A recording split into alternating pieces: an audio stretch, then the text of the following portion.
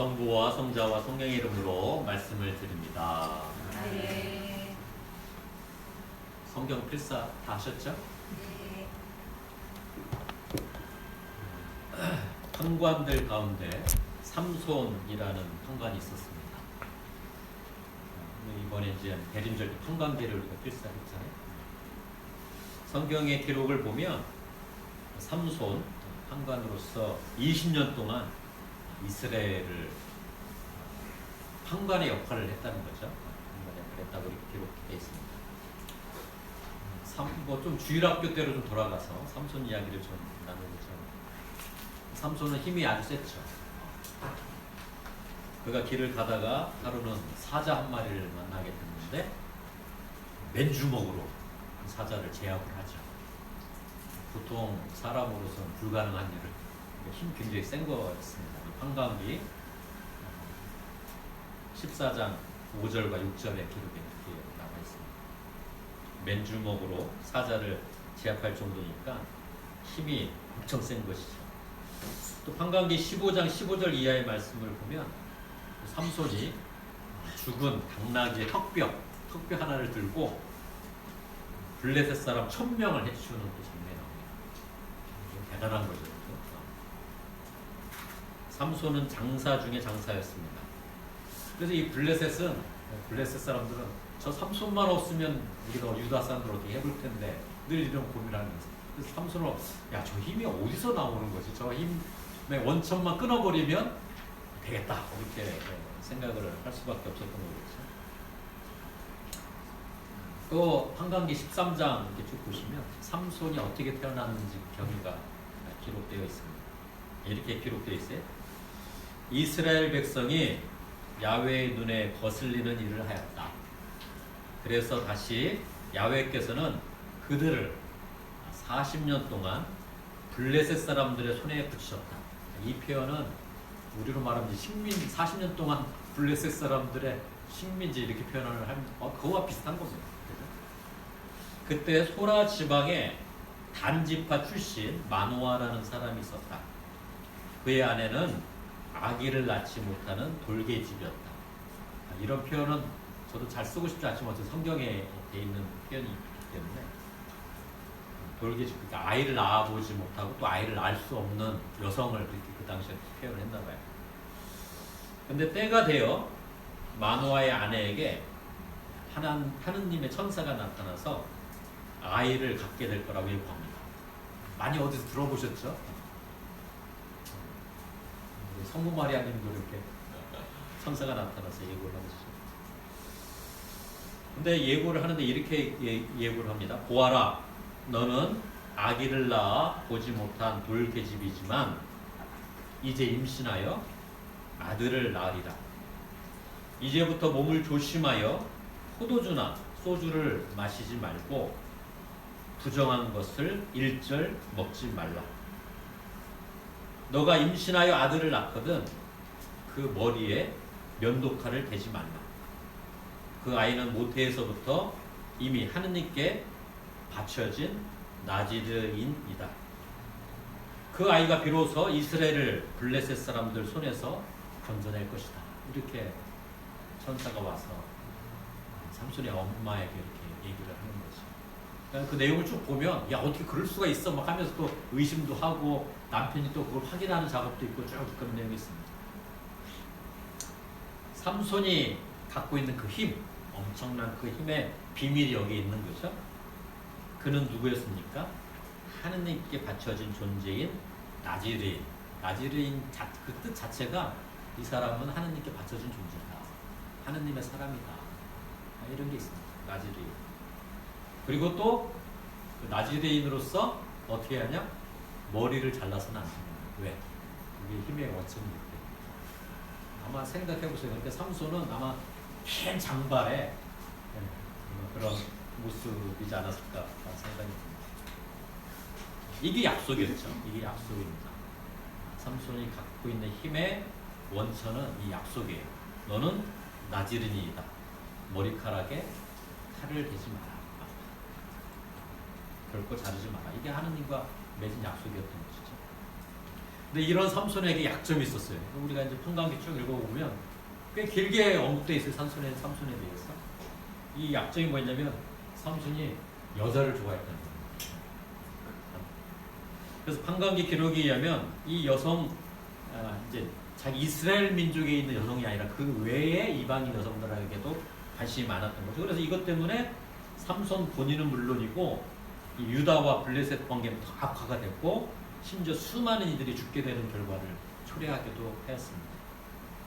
그래서 블레셋 쪽은 이런 삼손이 참 골칫거리였지요. 그래서 어떻게 하면 그를 해치울까 늘 고민을 할 수밖에 없었고 그 힘의 원천만 우리가 알면 삼손을 해치울 수 있을 것이다 이렇게 생각을 했던 거죠. 그래서 이야기가 쭉 전개되면서 판관기 16장을 보면 아주 유명한 이야기죠. 삼손과 드릴라의 이야기가 나옵니다. 삼손과 드릴라 이야기. 여러분 다 아시는 이야기입니다만 다시 한번 16장 4절의 기록입니다. 삼손은 솔의 골짜기에 사는 한 여자를 사랑하게 되었다. 그 여자의 이름은 드릴라였다.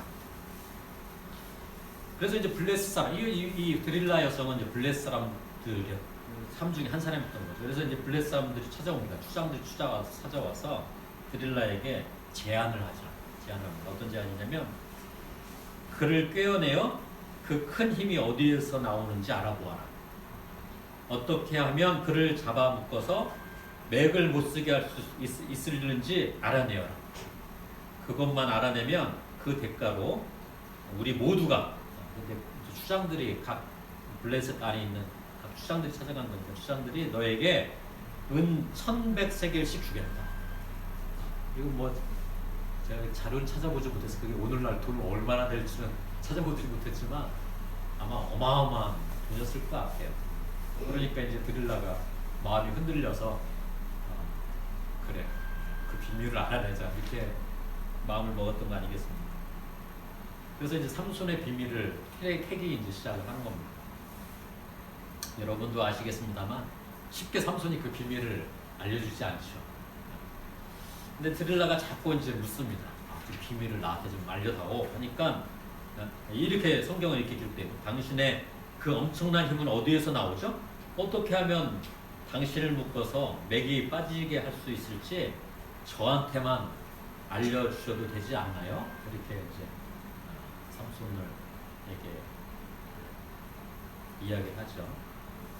그러니까 이제 삼손이 답변을 합니다. 근데 이제 번번이 실패하죠. 첫 번째 답변은 마르지 않은 채 마르지 않은 새 밧줄 7매끼로 묶어서 나를 묶으면 된다 이렇게 하려고. 근데 뭐 이제 비밀 알겠다 해서 이제 실제 그렇게 해보니까 그걸 금방 끊어내 버리죠. 두 번째로는 한 번도 사용하지 않은 새 밧줄로 탄탄히 묶으면 된다. 또 그렇게 해보니까 또 어떻게 돼? 역시 실패하고 봅니다. 그래서 계속 재촉해서 보니까 이제 세 번째 이제 비슷하게 이제 비밀 비슷하게 얘기를 하는 거예요. 내 머리 7가닥을 시줄로 엮어서 말뚝에 메워 놓으면 나도 맥이 빠져 어느 사람처럼 똑같이 된다. 실제 그렇게 하죠. 잠자는 사이에 머리카락을 묶습니다. 그러나 블레셋 사람들이 오니까 벌떡 일어나가지고 말뚝이 다 뽑히죠. 소용이 없었습니다. 이쯤 되면 드릴라가 포기할 만도 할 텐데 드릴라는 사랑하는 사람들 사이에는 비밀이 없어야 한다면서 악착같이 비밀을 아려내려 하고 급기야 삼손은 자신의 비밀을 털어놓습니다. 그 비밀이 뭡니까? 나는 모태로부터 하느님께 바쳐진 나지르인이야. 그래서 내 머리에는 면도칼이 닿아본 적이 없어.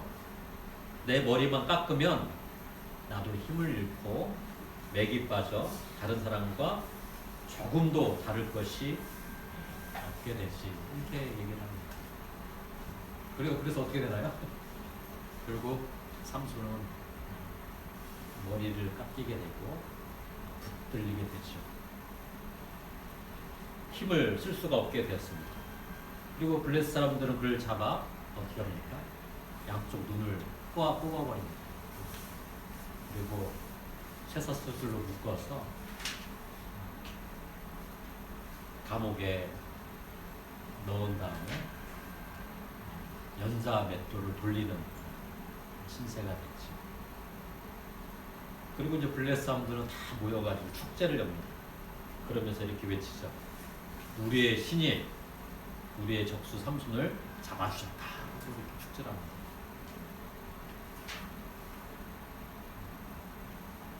삼손의 최후는 또 어떻습니까? 이제 신전에 모아놓고 삼손을 조롱을 하죠. 조롱할 때 똑같이 이렇게 합니다. 우리의 신이 우리의 적수 삼손을 잡아주셨다. 별건 아니네. 그때 삼손이 야훼께 불을 짓지요. 마지막 장면입니다. 주 예수여, 한 번만 더 저를 기억해 주시고 힘을 주시어 제 눈을 뽑은 블레셋 사람들에게 단번에 복수하게 해주십시오. 이렇게 마지막 기도를 합니다. 그리고 삼손이 갇혀있던 그 신전에는 수많은 블레셋 사람들이 있었는데 기도한 다음에 삼손은 돌 기둥을 밀어서 그 신전이 무너지게 하고 본인도 빨리 죽죠. 그리고 거기에 있었던 수많은 블레셋 사람들도 같이 죽게 됩니다. 성경은 이렇게 기록을 하고 있어요. 그때 얼마나 많은 사람이 죽었는지. 삼손이 죽으면서 죽인 사람이 살아서 죽인 사람보다 더 많다. 이렇게 기록하고 있죠. 지난 목요일 대면에서 기도 모임을 하는데 삼손 이야기가 떠오르더라고요. 아마 제가 이번 대림절 기간에 평강기를 써보라고 안내를 했고 저도 몇 차례 읽으면서 읽었기 때문에 아마 이렇게 삼손 이야기가 떠올랐는지 모르겠습니다. 삼손이 가진 그 힘의 비결은 앞서 말씀을 드렸습니다만 뭐였나요? 하느님께 공헌된 존재, 나즈레인으로서 머리카락을 자르지 않는 약속. 그게 힘의 원천이었던 것이죠. 근데 약속을 지키지 못했던 것이죠. 근데 이제 성경을 쭉 읽다 보면 머리카락을 자르지 않고 있는 그 자체만으로는 힘이 생겼다고 볼 수 없습니다. 그래서 성경을 우리가 꼼꼼히 읽어봐야 돼요. 성경을 읽어보면 삼손이 뭔가 큰 일을 할 때 보면 늘 거기에 이런 표현이 있습니다. 야훼의 영이 그를 떠나지 않고 야훼의 영이 그와 함께 하였다. 이 표현이 꼭 들어가 있습니다. 주님의 영이 그와 함께 하였다. 그러니까 머리카락을 자르지 않아서 힘이 생겨서 큰 일을 했다. 이것도 팩트지만 약속을 굳게 지켜가면서 있을 때 주님의 영이 그의 곁을 떠나지 않았다. 주님의 영이 그와 함께 하였다. 이럴 때 비로소 큰 역사가 일어났다는 것이죠. 오늘은 주의 세례주일입니다. 주님께서 세례를 받으신 날을 기억하고 기념하는 날이죠. 주님께서 세례를 받으시면서 이런 음성을 들었다. 오늘 복음 말씀은 증언하고 있습니다. 너는 내가 사랑하는 아들, 내 마음에 드는 아들이다. 이 음성을 들은 거죠. 저는 이 음성이 다른 게 아니라 약속이라고 생각합니다. 하나님 아버지와 그의 아들 예수 사이에 이루어진 약속. 너는 내가 사랑하는 아들이다. 내 마음에 드는 아들이다라는 약속. 약속을 저버리지 않는 한 내가 널 포기하지 않는다. 늘 함께하겠다. 이런 거겠죠. 또 아들 입장에서는 아버지 하느님을 향한 사랑을 변치 않고 그 뜻을 따르겠습니다. 라는 약속의 표현이 이 음성으로 드러나는 것이겠죠. 예수님께서는 그 약속을 따라 기꺼이 십자가 순환의 길을 걸으셨습니다. 외면하거나 피하지 않았죠. 그 약속을 굳건히 지켜나갈 때 어땠죠? 예수님에게도 늘 주님의 영, 성령님이 늘 함께 하였던 것입니다. 주님께서 세례를 받았듯 우리도 세례를 받았습니다. 그죠? 세례를 받았습니다. 그리고 우리가 세례를 받음으로 주님의 자녀가 되는 특권을 부여받았습니다. 저는 세례 받을 때 여러 가지 성경 말씀이 저에게 영향을 줬습니다만 이 말씀 또한 제가 세례 받을 때 굉장히 큰 영향을 받았던 말씀 중에 하나입니다. 오늘의 구약 말씀인데 우리가 주님의 자녀가 된 특권을 어떻게 표현이 되고 있을까? 오늘 구약 말씀 이사야 말씀이 이렇게 기록하고 있습니다. 내가 너를 지명하여 불렀나니 너는 내 사람이다. 지명해서 너를 내가 불렀다. 그 수많은 사람들 중에 너를 택해서 너를 불렀다. 그리고 너는 내 사람이다. 세례를 통해 주님의 자녀가 된 우리는 이 말씀, 주님이 나를 불러서 나를 택해서 나를 그의 사람으로 했구나. 그럴 때 우리는 죽음을 각오하고 주님의 길을 걷겠다고 약속한 존재에게 이르게 된다고 저는 믿습니다. 주님의 세례주일에 우리가 기억해야 할 대목이겠지. 우리는 주님과 어떤 약속을 갖고 있나요? 이 시간 주님의 세례주일을 맞이해서 되돌아보시기 바랍니다. 어떤 약속이 있지? 우리는 여전히 그 약속을 기억하고 지켜가고 있는가 되돌아보시기 바랍니다. 그 약속을 기억하고 지켜갈 때 주님의 영은 늘 그 자리에 계십니다. 근데 우리가 약속을 잊고 방황하게 되면 주님의 영은 그 자리에 있지 못하게 되는 것이겠죠. 안타깝게도 오늘날 우리 한국교회는 약속을 잊어버렸다고 저는 생각합니다. 약속을 잊어버렸어요. 이 땅에 주님의 복음이 처음 들어왔을 때를 한번 우리가 떠올려 볼 필요가 있겠습니다. 처음에는 성직자들이 먼저 온 게 아니잖아요. 워낙 이 땅이 희망이 보이지 않을 때 우리가 희망을 어디서 찾지? 그래서 공부하는 학자들이 서학이라는 게 있는데 그 안에 우리가 희망이 있는 것 같다. 거기 보니까 정말 이 조선 사회를 새롭게 변화시킬 희망이 거기에 있더라. 그러면서 사람을 보내서 세례받게 하고 했던 역사가 있는 거잖아. 서학이라 불리던 그리스도교의 정신은 신분제를 뛰어넘는 희망을 우리 선조들에게 보여주었던 것이죠. 그것을 위해 기꺼이 복음의 길을 걸었습니다. 죽음도 두렵지 않았지.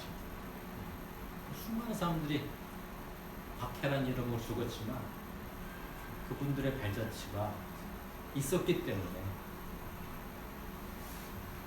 우리가 그런 조선 시대의 어둠을 이겨낼 수가 있었던 것 아니겠습니까? 식민지 시대 때는 또 어떤가요?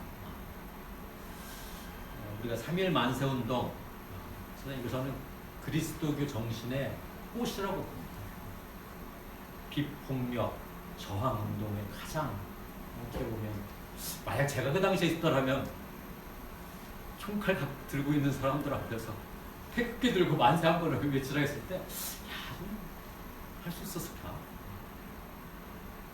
그 힘은 어디에서 나온 것일까요? 이 땅 위에 심겨진 그 복음의 약속을 정말 굳게 믿고 했기 때문에 내 손에 총칼을 든 게 아니라 태극기를 들고 만세운동을 할 수 있지 않았을까? 그 당시 우리 믿음의 선조도 그랬다는 겁니다. 그 약속을 잊지 않았죠. 성령님과 함께 자유와 평등, 인간의 존엄성 회복을 위해 그 길을 향해 나갈 수 있었던 것이죠. 그러나 오늘의 한국교회는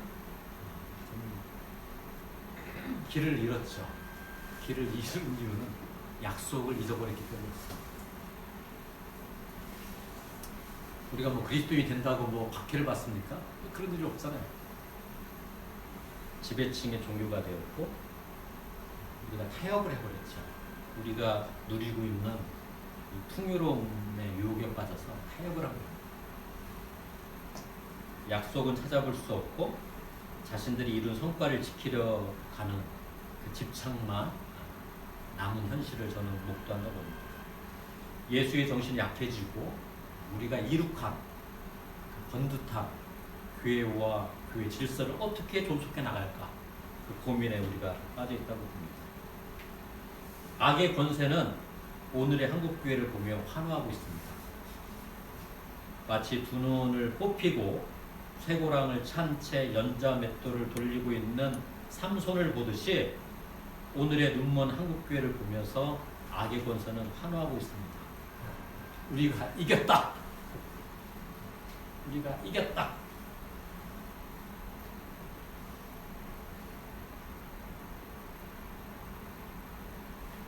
눈먼 삼손, 쇠사슬에 묶여버린 삼손, 이념의 그물에 갇힌 삼손, 오늘의 상황입니다. 그러나 삼손은 마지막으로 기도를 하지요. 약속을 기억해내고 그 약속의 성취를 위해 기꺼이 자신의 목숨을 던집니다. 오늘의 한국교회가 기도해야 할 대목이라고 저는 믿습니다. 주 야훼여, 한 번만 더 저희를 기억해 주시고 힘을 주시어 이 땅 위에 펼쳐질 당신의 약속을 향해 나아가게 하소서. 성부와 성자와 성령의 이름으로 말씀을 드렸습니다. 오늘의 말씀을 기억하며 잠시 침묵하겠습니다.